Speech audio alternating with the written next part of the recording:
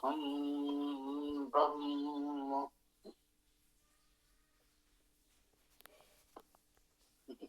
ओम अथर्ववेद कांड 12 सूक्त 1 मंत्र 5।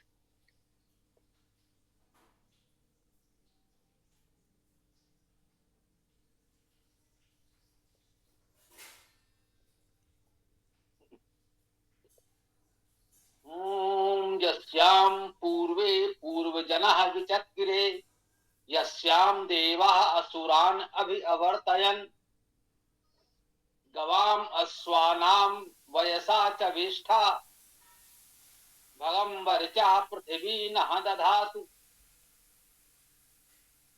यस्याम जिसमें या जिस पर, सप्तमी एक वचन है।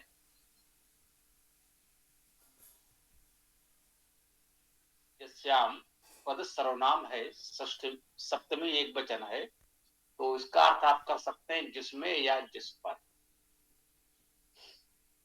ये सर्वनाम पृथ्वी के लिए है, भूमि के लिए है, क्योंकि ये भूमि सूक्त है, पृथ्वी सूक्त है, देवता भूमि है, तो उसी के विषय में बात हो रही है। यस्याम जिसमें पूर्वे पहले पूर्व जना, पूर्व के लोग, पहले के लोग,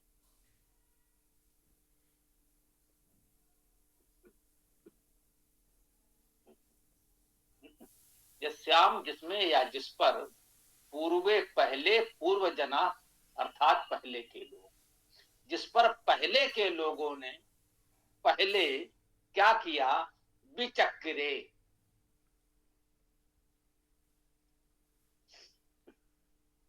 विक्रम किया, पराक्रम किया।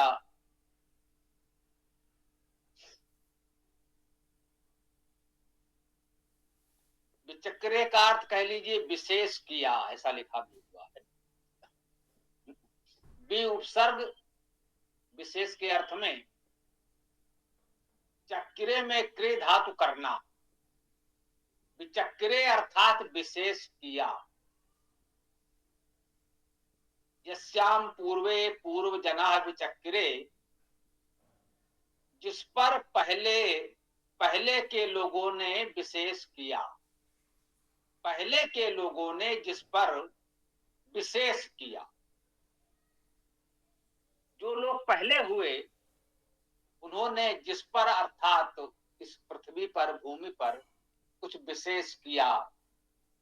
जो पहले के लोग हो गए उन्होंने पहले जो कुछ विशेष किया इस पृथ्वी पर ही किया।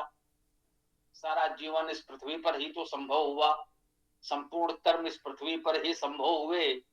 यस्याम पूर्वे पूर्व जना विचक्रे, यस्याम अर्थात जिस पर या जिस पृथ्वी पर पहले पहले के लोगों ने विशेष कर्म किए। यस्याम देवा, यस्याम जिस पर, वही है देवा, देव का बहुवचन है, देवगणों ने। इसे प्रथम चरण में आया था पूर्व जना, ये भी जन का बहुवचन है, पहले के लोगों ने आया। यस्याम देवा, देवगण, देव का बहुवचन है, देवजन, देवगण, जिस पर देवगणों ने असुरान, असुरों को अभिअवर्तयन, अभिवर्तित किया, वर्तमान किया। देखिए, यस्याम जिस पर देवा, देवजनों ने असुरान, असुरों को अभिअवर्तन, अभिता वर्तमान किया। शब्द चमत्कार श्लेष अलंकार आपको वेद में सर्वत्र ध्यान रखना होगा। श्लेष अलंकार केवल काव्य शास्त्र का एक शब्द है। इसको सीधी सरल भाषा में समझ ले कि अनेकार्थी शब्द होते हैं। वेद में आए हुए अधिकांश पद अनेकार्थी होते हैं,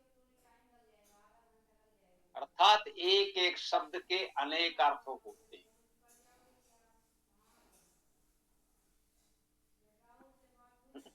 मंत्र का अर्थ करते समय एक अर्थ को ग्रहण करें या अनेक अर्थों में अनेक अर्थों को ग्रहण करें, ये आपके विवेक पर निर्भर है। जितने विवेक की अपेक्षा है अध्येताओं से, प्रारंभिक विद्यार्थी के लिए ये उचित हो सकता है कि जो उसके आचार्य हैं, विद्वान हैं, पूर्ववर्ती, उन विद्वानों के माध्यम से इसको सीखे। इस पद के कौन कौन से अनेक अर्थ हो सकते हैं और इस मंत्र में उसके अनेक अर्थों में किन अर्थों को ग्रहण किया गया, क्यों किया गया, यही गुरु शिष्य परंपरा है। जो आचार्य हैं वे विद्यार्थियों को सिखाएंगे और वही विद्यार्थी जब आचार्य हो जाएंगे तो दूसरे विद्यार्थियों को सिखाएंगे। यही गुरु शिष्य परंपरा। यदि ये गुरु शिष्य परंपरा कहीं टूट जाती है तो परिश्रम अधिक करना पड़ता है। सुयोग्य आचार्य मिल जाए तो सरलता हो जाती है, न मिले तो अधिक परिश्रम से आपको सीखना पड़ता है। यदि आप सीखने पर आ जाएं तो सीख तो सकते हैं। हम ये बिल्कुल भी नहीं कहना चाहते कि जब आप हमसे सीखेंगे तब सीख पाएंगे, ऐसा नहीं है। वही बुद्धि विवेक आपके पास भी है जो हमारे पास है, जो किसी अन्य के पास है, आप भी सीख सकते हैं। हाँ, आपको हमारे अनुभवों का लाभ मिल सकता है, हमको दूसरों के अनुभवों का लाभ मिला। आप जो कुछ हमारे साथ भी सीख समझ रहे हैं, आपके इन अनुभवों का लाभ अन्य लोगों को मिल सकता है, मिलना चाहिए। ये परंपरा चलती रहेगी तो वेद के स्वाध्याय में सरलता होगी। अन्यथा जब भी कोई करना ही चाहेगा तो कर तो लेगा, कुछ अधिक परिश्रम लगेगा, कुछ अधिक समय लगेगा, लेकिन कर तो लेगा। ये हमारा एक मत है, विचार है। कहीं कोई बात आए तो आप रख सकते हैं। तो कह रहे हैं जिस पर पहले के लोगों ने पहले विशेष कार्य किए, यस्याम देवा असुरान अभिवर्तयन, जिस पर देवों ने असुरों का अभिवर्तन किया। इसमें महत्वपूर्ण है यही, असुरान अर्थात असुरों को अवर्तयन वर्तन किया।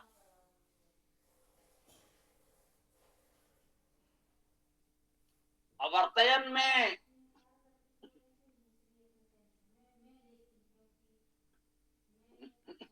जो हम कह रहे हैं वर्तन किया, तो ये आ को हम क्रिया उपसर्ग मान रहे हैं। जो वेद के व्याकरण में थोड़ी सी सरलता कह लीजिए या व्यापकता कह लीजिए, कोई यहाँ इस आ को अर्थात अवर्तयन को क्रिया न माने, नामिक पद मानकर अर्थ करे तो आ इसमें निषेधात्मक आ उपसर्ग हो जाएगा, निषेध नहीं के अर्थ में। अभी अवर्तयन अविता वर्तन नहीं किया, वर्तन करने नहीं दिया, ऐसा अर्थ कर सकते हैं। अब व्याकरण के विद्वान आपको बताएंगे कि इसमें दोनों में से कौन सा अर्थ होना चाहिए और क्यों होना चाहिए, दूसरा वाला अर्थ क्यों नहीं होना चाहिए। इस पर व्याकरणाचार्यों में, विद्वानों में मतभेद हो सकते हैं कि सवर्तयन को क्रिया माने या ना माने। तो इसलिए हम कहते हैं दोनों ही मानकर अर्थ करके देखें, जो उपयुक्त हो ग्रहण कर लें, क्योंकि तो इतने सूक्ष्म शास्त्रार्थ से कोई निश्चित मत बनाना उचित नहीं है जहां पर मतभेद या मतभेदों के लिए स्थान हो, संभावनाएं हो। आप दोनों पर विचार कर लें, जो सत्य है वो आपके समक्ष स्पष्ट हो जाएगा, व्याकरण के सूत्रों में उलझे बिना। हम स्पष्ट करना चाहते हैं कि हम व्याकरण की उपेक्षा नहीं कर सकते, बिना व्याकरण के तो वेद को नहीं समझा जा सकता, इसमें कोई संदेह नहीं है। बस बात इतनी है कि बहुत विद्वानों के बीच विवाद की बहुत आवश्यकता नहीं है। व्याकरण के मूल भाव को समझते हुए आप सीधा सरल अर्थ जानेंगे, वही अधिक उपयुक्त होगा, है ना। देवगणों ने असुरों को अवर्तयन, अभिता अवर्तयन किया, वर्तन किया। महत्वपूर्ण शब्द है असुरों को। वेद में असुर ईश्वर का पर्यायवाची है, परमेश्वर को भी असुर कहा गया। असुर शब्द का अर्थ दो प्रकार से किया जा सकता है और आपको दोनों ही जानने चाहिए। अनेक हमारे नित्य के प्रार्थना, उपासना, शांतिकरण, सुस्तुवाचन आदि के मंत्रों में भी आपको मिलेगा जहां असुर शब्द परमेश्वर के लिए प्रयुक्त हो रहा होगा। मूल वेद का स्वाध्याय करेंगे तो बहुत से मंत्र मिलेंगे। क्षेपणे धातु है, प्रक्षेपित करना, उसका अर्थ प्रकाश करना भी है, आदि आदि बहुत से अच्छे हैं। तो इन सद्गुणों को धारण करने वाले को असुर कहते हैं, तो वो परमेश्वर भी होता है और इन गुणों को धारण करने वाले उत्तम देवजन विद्वान भी हो सकते हैं। इस प्रकार से देव और असुर पर्यायवाची हो जाते हैं जी। वेद में आप मान लीजिए कि असुर उनको भी कहा गया है जिनको सामान्यतः हम देव कहते हैं, अर्थात अच्छे लोगों को, विद्वानों को, बलवानों को असुर भी कहा गया है, देव भी कहा गया। और उसमें अस धातु है, क्षेपणे धातु, इसका अर्थ प्रकाश करना, प्रक्षेपण करना आदि होता है। परंतु जब असुर में आ को आप उपसर्ग मान लें, नहीं के अर्थ में, ठीक है ना,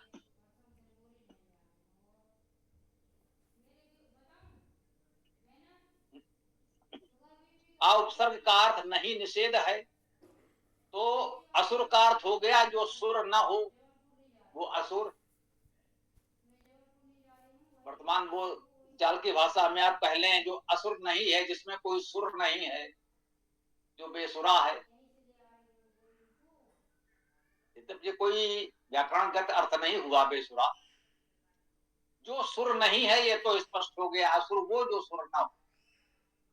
आ उपसर्ग मानेंगे और सुर को अलग करेंगे तो सुर में सुर धातु भी हो सकती है और सु धातु भी हो सकती है।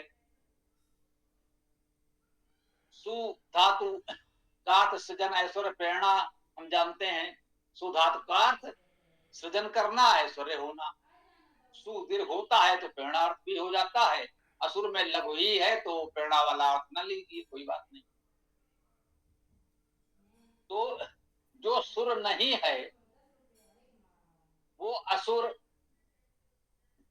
इसमें अस धातु का अर्थ भी लिखा है, असुर में आ तो उपसर्ग है ही। अस धातु का अर्थ होना, रहना, जाना, लेना, प्रकाश करना, फेंकना, उड़ाना, बिखेरना आदि अर्थ। अस धातु से लेंगे तो ये अर्थ ग्रहण कर लेंगे। आ उपसर्ग मानेंगे नहीं के अर्थ में तो सुर धातु का अर्थ ऐश्वर्य, प्रकाश, पराक्रम होना है। तो ऐश्वर्य, प्रकाश, पराक्रम से हीन है, उसे भी असुर कह सकते हैं। ये असुर नकारात्मक अर्थ में है। तो जब असुरों को दूर करना हो, असुरों को हनन करना हो, ऐसी बात कही जाए तो असुर का अर्थ लेंगे जो सुर न हो, सृजन, ऐश्वर्य, पराक्रम से रहित हो, सृजन, ऐश्वर्य, पराक्रम से हीन हो, उसे असुर कहेंगे।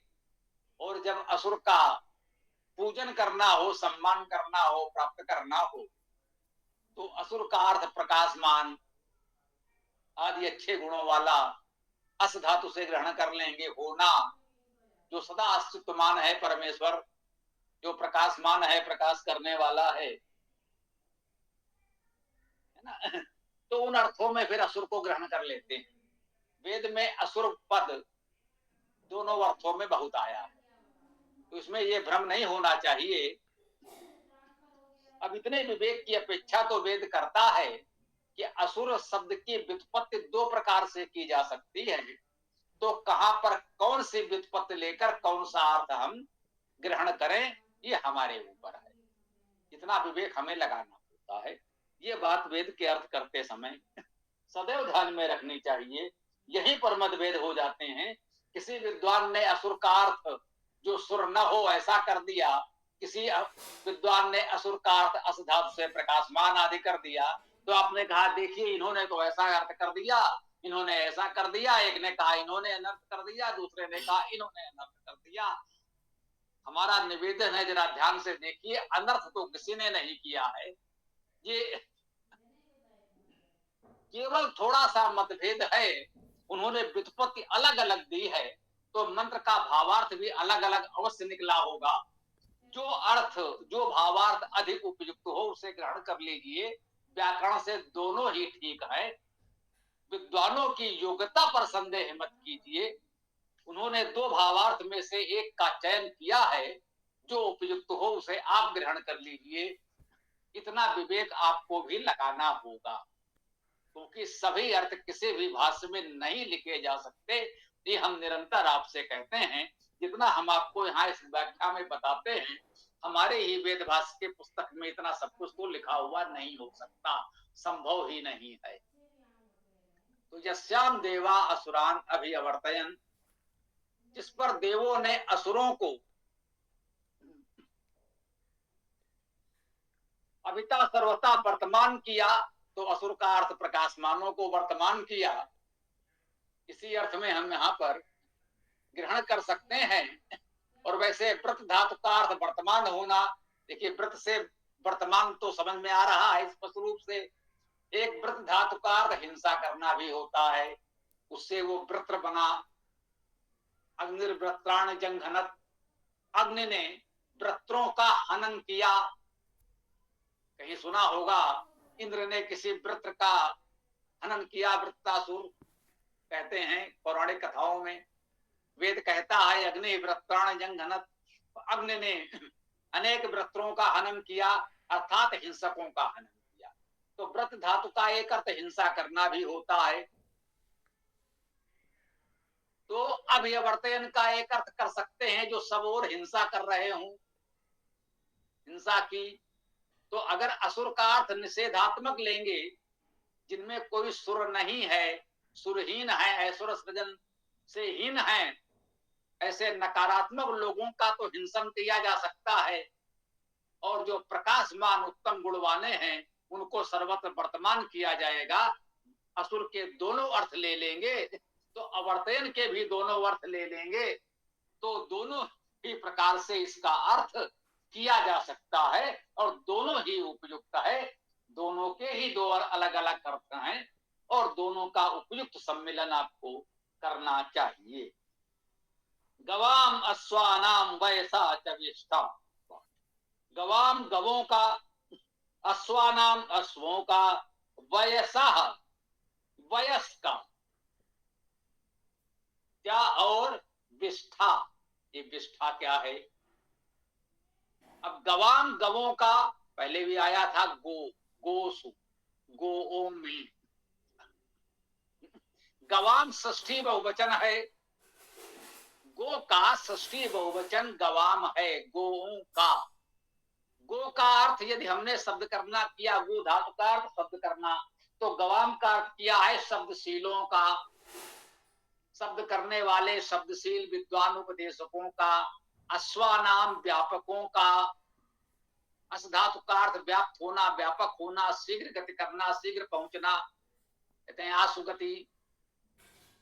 तो जो शीघ्रगामी हैं उन्हें अश्व कहते हैं, जो व्यापक हैं उन्हें अश्व कहते हैं। अस धातु का अर्थ व्याप्त होना भी है। अश्वानाम तो शब्दशीलों का, व्यापकों का, शीघ्रगामियों का। और वयसा, वयस वय धातु का अर्थ भी गति करना है, गत्यर्थक धातुओं में जानने का अर्थ होता ही है। और रचना करना भी अर्थ है, उड़ना भी इसका एक अर्थ है ना। तो वह धातु का अर्थ चलना, गति करना, उड़ना है। वह धातु का अर्थ गति करना, बहना है। तो वैसा का अर्थ हो गया गतिशील, उड़ने वाले, प्रवाहित होने वाले। तो गति और उड़ना भी एक प्रकार की गति ही है, तो वैसा का अर्थ गतिशीलों का, उड़ने वालों का, ऐसा अर्थ कर सकते हैं। तो गवाम शब्दशील विद्वानों उपदेशकों का, स्वानाम अर्थात व्यापकों शीघ्रगामियों का, वैसा भी गतिशील प्रगतिशील उड़ने वालों का, विष्ठा भी उपसर्ग स्था स्थित होना, विष्ठा अर्थात विशेष प्रतिष्ठा। अब देखिए, अब यदि इसका अति साधारण लौकिक अर्थ में ले जाएं, वैदिक भाषा में तो इसका यही अर्थ होगा जो भी हमने आपको बताया।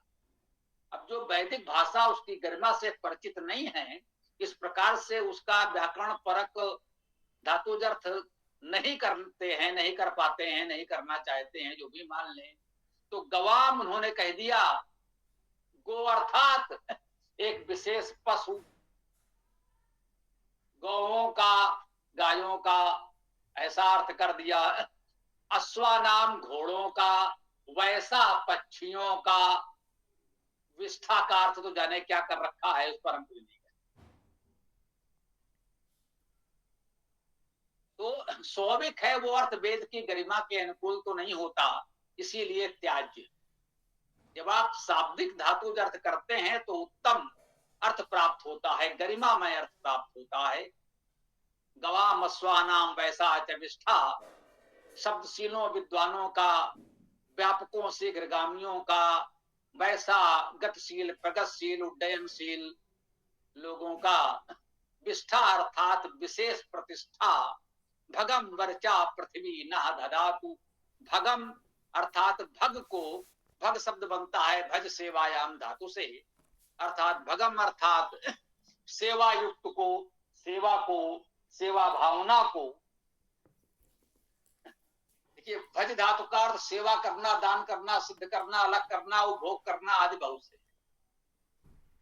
तो ये सारे अर्थ भगम में आप ले सकते हैं, सेवा दान आदि। भगम अर्थात सेवा को, दान को, वर्चा अर्थात प्रकाश को, वर्त धातु का अर्थ प्रकाशित होना, तो भगम अर्थात सेवा दान को, वर्चा अर्थात प्रकाश को, पृथ्वी, ये पृथ्वी न हमारे लिए दधातु धारण करे, ये पृथ्वी हमारे लिए सेवा भावना और प्रकाश को धारण करे। और उसके पहले जो जो कहा गया, गवाम अश्वानाम वैसा चविष्ठा, ये पृथ्वी हमारे लिए शब्दशील विद्वान उपदेशकों का, और अश्वानाम व्यापक और शीघ्रगामी लोगों का, उड्डयनशील प्रगतिशील लोगों की विशेष प्रतिष्ठा को हमारे लिए धारण करे।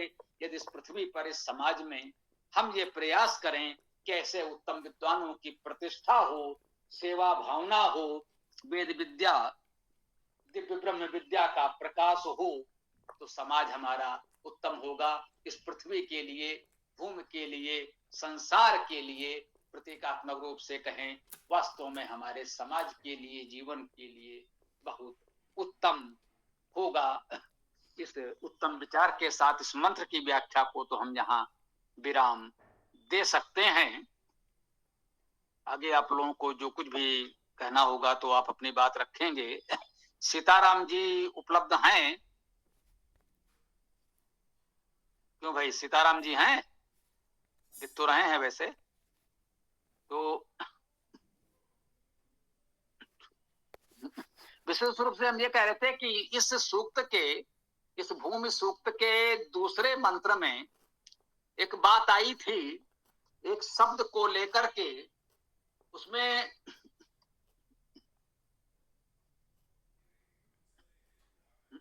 मध्यता और बद्धता शब्द को लेकर चर्चा हुई थी। इसमें मध्यता लिखा हुआ है, जो ये पाठ हम लोगों ने किया है ना, द्वितीय मंत्र के द्वितीय ये मंत्र के द्वितीय पद ही है मध्यता। इस पर हमारे कुछ साथियों ने ध्यानाकर्षण किया था कि कुछ संस्करणों में उन्होंने पढ़ा, इसमें बद्धता लिखा हुआ। संहिता पाठ में बद्धतो होगा, स्वाभाविक है, विसर्ग का वो हो जाता है संधि में। तो इस पर हम लोगों ने ध्यान दिया तो ये पाया कि बद्धतो और समाज के एक संस्करण में है, तो क्षीमकांत दास त्रिवेदी जी का जो अथर्ववेद भाष्य है, उसमें उन्होंने संहिता पाठ में बद्ध तो लिखा है, परंतु स्वयं ही टिप्पणी देकर वही स्पष्ट कर दिया है कि अनेक संस्करणों में मध्य तो पाठ है। बहुत से प्रमुख मान्य प्रतिष्ठित संस्करण हैं, उन्होंने स्वयं उल्लेख किया कि उसमें मध्य तो पाठ है, परंतु कुछ संस्करणों में उन्हें बद्ध तो पाठ भी मिला और उन्होंने अपने विवेक से ये माना कि बद्ध तो होना अधिक उचित है। तो ये मान लीजिए वेदायन में हमने मध्य तो लिखा है, तो ये पाठ अर्थ करने के दृष्टि से हमें अधिक उपयुक्त प्रतीत हुआ। अब वेद के 20,000 मंत्रों में लाखों शब्द हैं, एक दो शब्दों में इस प्रकार के संस्करणों के प्रकाशन में कहीं कुछ रह गया होगा, जिसे हम ही कहते हैं भाई हमारा ये कार्य है जिन स्थितियों में हमने किया है, इस तरह की छोटी भूल चूक हो सकती है हमसे, तो आप लोग संकेत करते हैं तो हम उसको समझने का प्रयास करते हैं।